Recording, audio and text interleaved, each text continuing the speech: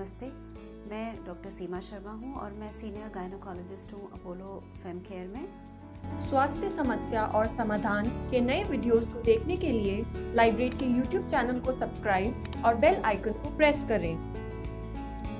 आज इस वीडियो के माध्यम से मैं आपको वजाइना यानी योनि से रिलेटेड कुछ मिथ्स या धारणाएं जो आम लेडीज़ के दिमाग में होती हैं उनको करेक्ट करने का प्रयास करना चाह रही हूँ। सबसे पहला मिसकंसेप्शन जो लेडीज़ के दिमाग में रहता है वो ये है कि ढीली योनि क्यों हो जाती है या वजाइना उनको लूज़ फील होने लगता है आफ्टर सम टाइम, उसकी क्या वजह है और ऐसा क्यों होता है, क्या मल्टीपल सेक्सुअल पार्टनर्स इसकी एक वजह होती है। तो इसके लिए मैं आपको ये बताना चाहती हूँ कि जो लेडीज़ की वजाइना होती है ये एक तरह का एक ट्यूब है और ये बहुत इलास्टिक ट्यूब होता है। इसमें एक्सपेंशन की काफ़ी क्षमता होती है और ये कंट्रैक्शन की क्षमता भी रखता है। सोचिए कि डिलीवरी में वजाइना के थ्रू बड़े बच्चे का सिर निकल जाता है, 4 kg का बच्चा नॉर्मली वजाइना से डिलीवर हो जाता है। तो कहने का मतलब है कि योनि में बहुत क्षमता है कि बहुत ढीली भी हो सकती है और कॉन्ट्रैक्ट भी हो सकती है। तो इसी तरह जब अंदर से कोई सामान बाहर आ सकता है, जैसे बेबी बाहर आ सकता है, तब भी वो इलास्टिक होती है। और जब सेक्सुअल रिलेशंस होते हैं, जब पीनिस अंदर जाता है या सेक्स टॉयज अंदर जाते हैं, तब भी वो एक्सपैंड कर सकती है। तो कहने का मतलब तात्पर्य ये है कि जो वजाइना है उसमें बहुत क्षमता है इस बात की कि वो इलास्टिक हो जाए और वापस कॉन्ट्रैक्ट हो जाए। लेकिन केवल मल्टीपल सेक्सुअल पार्टनर्स होना वजाइना के ढीलेपन की वजह नहीं होती है। अगर हम अपनी वजाइना को स्वस्थ रखते हैं तो सेक्सुअल फ्रीक्वेंसी या फिर मल्टीपल सेक्सुअल पार्टनर्स की वजह से ये वजाइना ढीली नहीं होती है।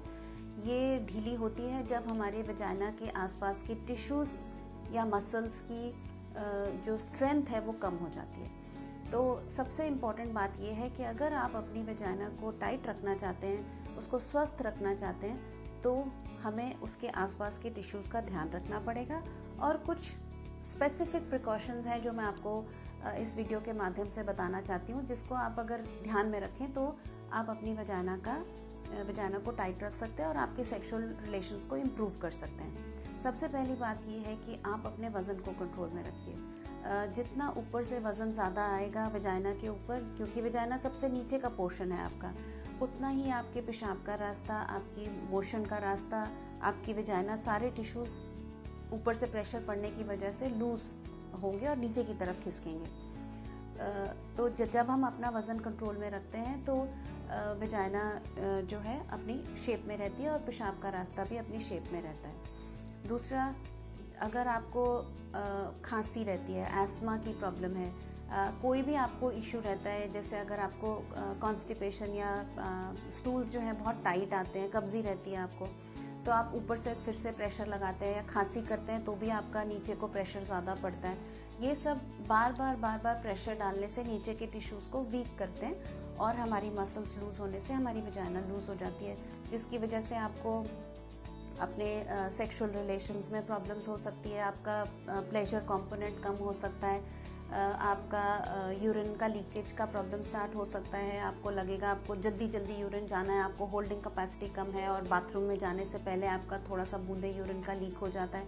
ये सब प्रॉब्लम्स, या आपको कब्जी हो जाना, ये सब प्रॉब्लम्स आपको बेसिकली लूज़ वजाइना की वजह से होती हैं और उसके साथ साथ जो पेशाब का रास्ता लूज़ हो जाता है उसकी वजह से होती हैं। एक और बहुत इम्पॉर्टेंट चीज़ है जो रूरल लेडीज़ में, जैसे अगर बीड़ी या हुक्का, इवन सिगरेट्स, तो ये जो सारी चीज़ें हैं, निकोटीन है, ये नीचे की मसल्स को वीक करती है और उसकी वजह से भी आपका वजाइना लूज़ हो जाता है। तो अगर आप इन सब चीज़ों का ध्यान रखें कि आप अपना वज़न कंट्रोल में रखें, आपको कॉन्स्टिपेशन हो तो जल्दी ठीक करें, आपको खांसी हो तो जल्दी ठीक करें, कोई भी आप भारी काम करें तो बेल्ट का इस्तेमाल करके करें और स्मोकिंग कम से कम करें, तो ये सब 4-5 जो आपके प्रिकॉशंस हैं, ये सब लेने से आपकी वजाइना स्वस्थ रहेगी।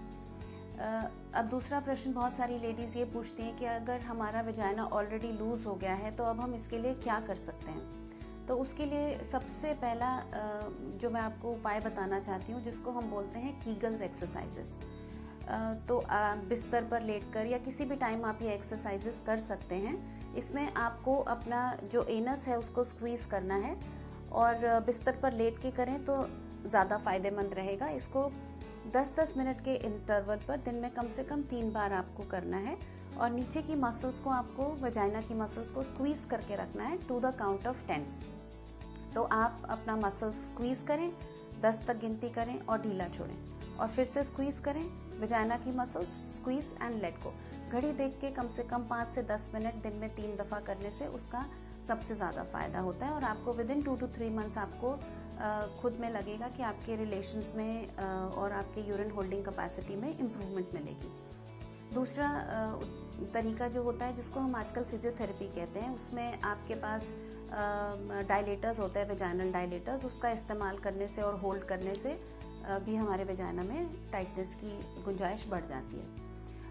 और सबसे जो आजकल आधुनिक तरीका माना जा रहा है जो कि नॉन सर्जिकल ट्रीटमेंट है वो ये है कि एक लेज़र की मशीन है जिसमें बिना सर्जरी के, बिना किसी कटिंग के लेज़र जो लाइट की एप्लीकेशन होती है, जैसे आपने लाइट फोटो फेशियल सुना होगा अपने फेशियल स्किन के लिए, उस तरह से लेज़र की मशीन जो है वजाइना में डालने से उसकी वजाइना की जो डायमीटर है वो नैरो हो जाती है और आपके टिश्यूज़ में जनरली इम्प्रूवमेंट होती है।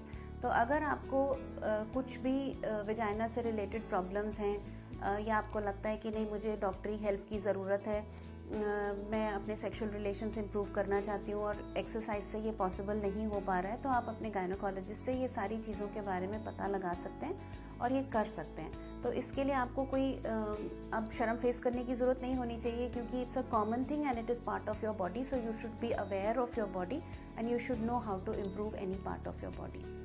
Thank you. अगर आपको ये वीडियो अच्छी लगी हो तो लाइक, शेयर और कमेंट करें।